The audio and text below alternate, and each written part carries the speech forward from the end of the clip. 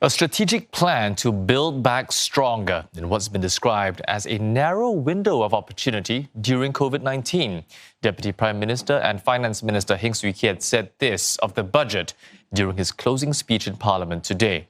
About 20 years of fiscal surpluses have already been drawn from past reserves so far, and billions used to transform the economy and give relief.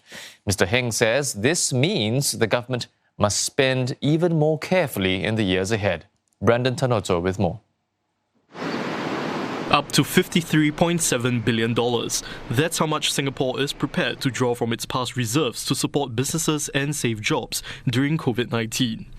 Deputy Prime Minister and Finance Minister Heng Swee Keat says further draws from reserves may be needed if the situation turns sour. These will be used to make economic investments for the long term. Whatever the case, he says the government must build back the coffers. As a crisis response to COVID-19, we have drawn from the past reserves an amount equivalent to about 20 years of financial surpluses. It will be a challenge to also make good this amount drawn given the magnitude of the crisis. This is a crisis fund function of the reserves. Nonetheless, we should strive to remain fiscally prudent to build back our reserves gradually. The fiscal situation ahead will be very challenging, but I believe that members agree on several issues. There is scope to do more, to take better care of Singaporeans, especially the more vulnerable. With that, we'll need to find the resources to do so. But Singaporeans are getting older as a population, with current taxes not enough to pay for social spending. For healthcare alone, it's set to rise by up to 30% by the end of this decade.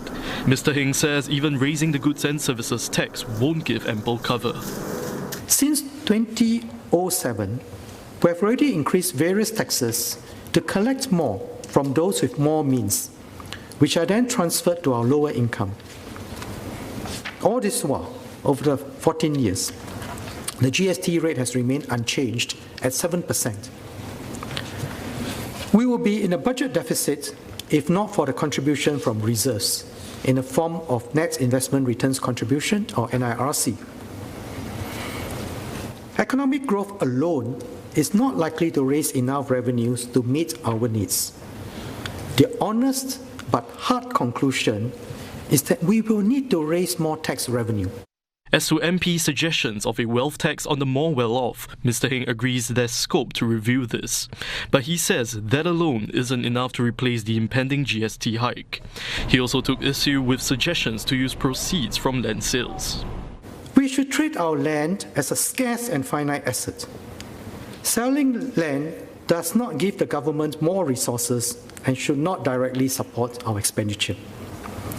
Instead, we sell the land that we need to sell for urban development and invest the proceeds.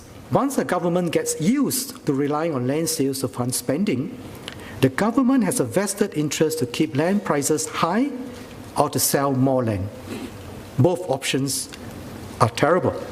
And we can see the distortionary effects on the welfare of people in places where local governments rely on land sales for revenue.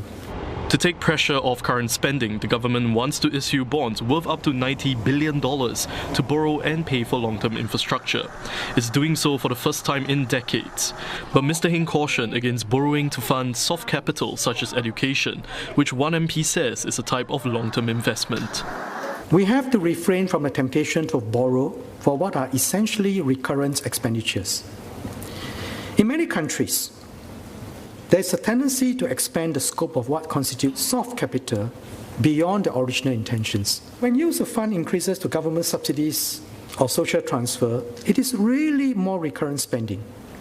Borrowing continuously for them will just lead to ever higher debts. Mr. Heng assured MPs that the government will put in safeguards, like a limit on borrowing and ways to make sure rising interest rates won't burden future generations.